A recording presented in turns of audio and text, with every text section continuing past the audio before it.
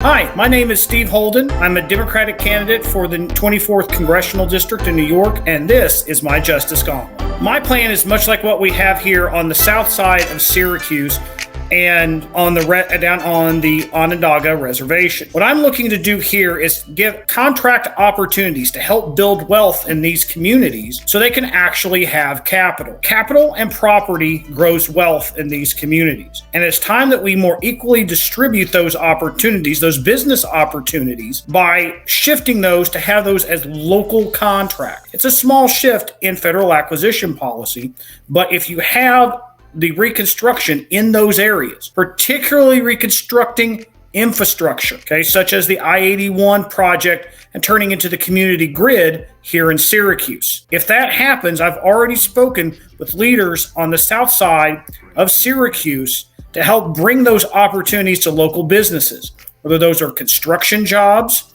whether those are paving jobs, whether those are jobs to actually bring down 81. But you can't talk about that, like reconstruction, without talking about environmental, because a number of those areas have lead poisoning, which will cause significant problems if not remediated correctly. How better to help those communities that actually know the issues in their area and to give them those contracts and business opportunities to rebuild their own communities. This is just one of the ways that I want to help, particularly African American, Latinx, Native American, and Asian American communities that are in the south side of Syracuse and in the central part of Syracuse better be able to reconstruct their communities. We can start our own third reconstruction right here in Syracuse, which dire need of it because it's one of the poorest cities in the country. That's my issue on third reconstruction.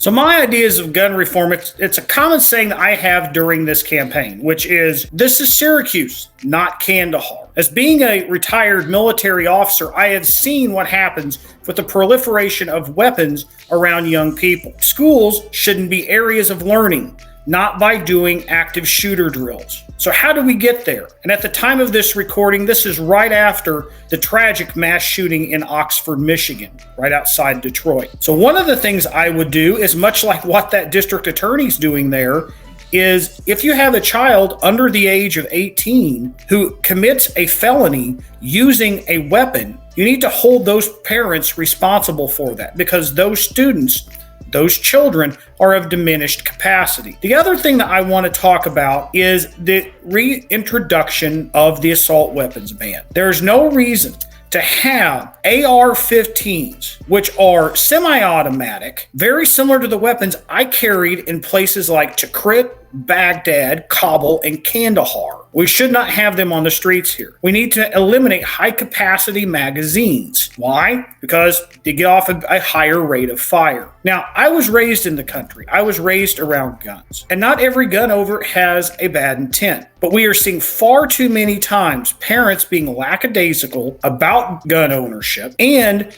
the inability to get to consensus. One of the things that we can start with is getting to mandatory background checks. Over 90% of Americans, 90% are in favor of background checks, mandatory background checks. People who have certain mental illnesses, criminal records, people on terrorist watch lists, all things that people across the political spectrum should be able to agree on are things here that we could have with common sense gun reform. So that being said, those are my ideas on comprehensive gun reform. And if not done soon, I will introduce legislation within the first 100 days of my term in order to get this problem rectified.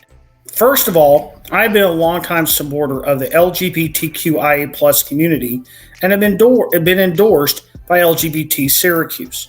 As someone who has many members of his family and my in-laws who are members of that community, one of the first things I would do is introduce sexual orientation and gender identity into federal hate crimes legislation, to have these protected communities, protecting them in much the same way we do with communities of color and religious communities. It only makes sense. The second thing I would do is look to create a constitutional amendment protecting marriage equality. We don't need right-wing courts coming along such as the ones that were stacked by the Trump administration with the assistance of Mitch McConnell, to come along and overturn Obergefell.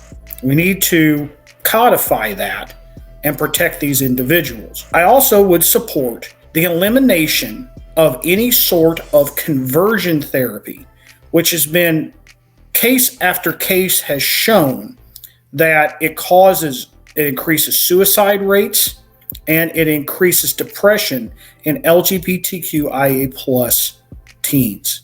As being also a marginalized community, these individuals need to have worker protections and also need to have protections allowing them to adopt. Some of the most beautiful families I know are same-sex couple families. Good friend of mine is raising his son after the death of his spouse. Is one of the most beautiful individuals I've ever seen, is doing a wonderful job raising his son.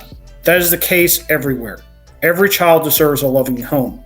Whether that is a heterosexual family or a same-sex couple, it should not matter. So those are some of the things I would do to protect the LGBTQIA plus community. We need comprehensive housing reform in this country.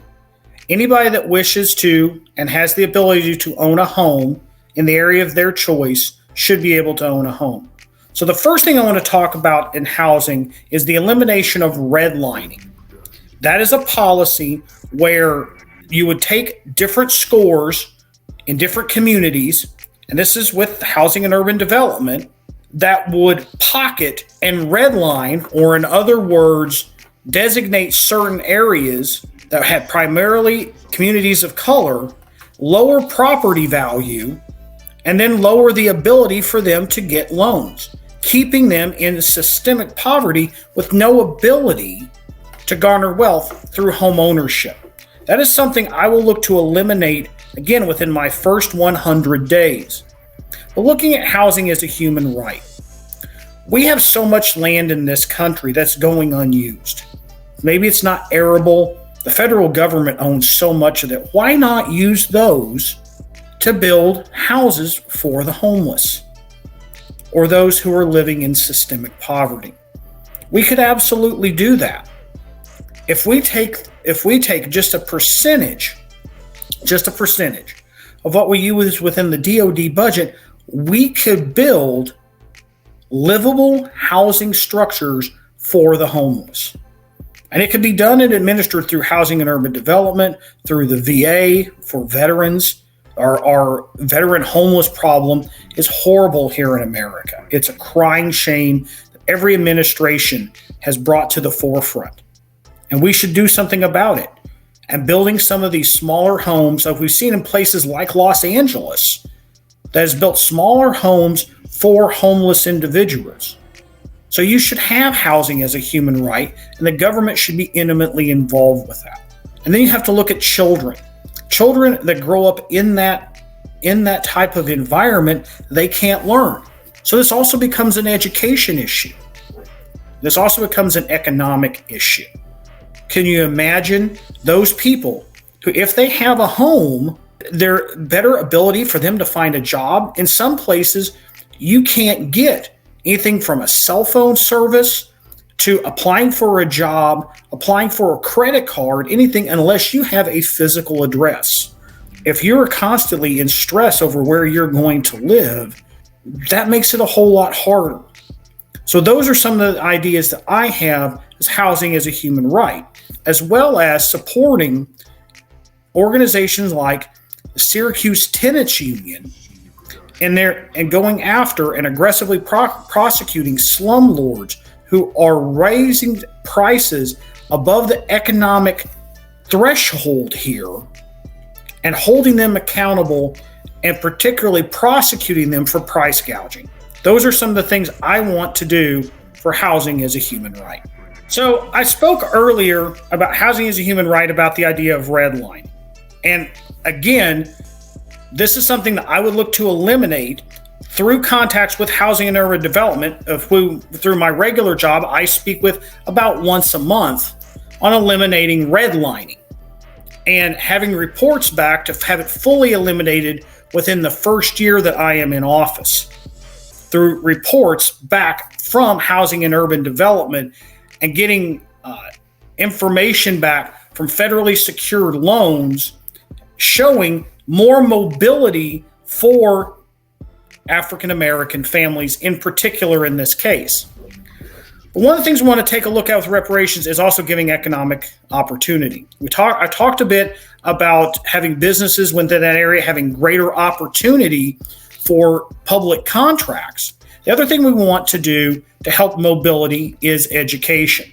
We need to get rid of the Jim Crow era idea of property taxes as a funding mechanism for schools and go more to a broad-based federal level or in cooperation with states through some cooperative agreements where we augment educational funds with some sort of local funding mechanism. Until that funding mechanism is found, because this will take quite a while to back our way out of property taxes, what we're going to have to do at that point is have more federal funds flowing to them and increasing teacher pay.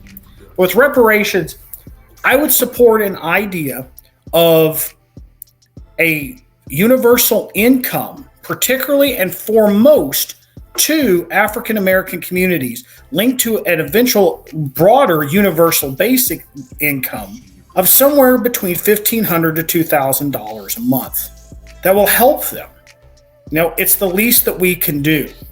And again, increasing those business opportunities, trying to use models like what's happened in the Native American community with Native American gaming, almost creating a treaty with with African Americans in order to provide land and to provide money by increasing housing mobility.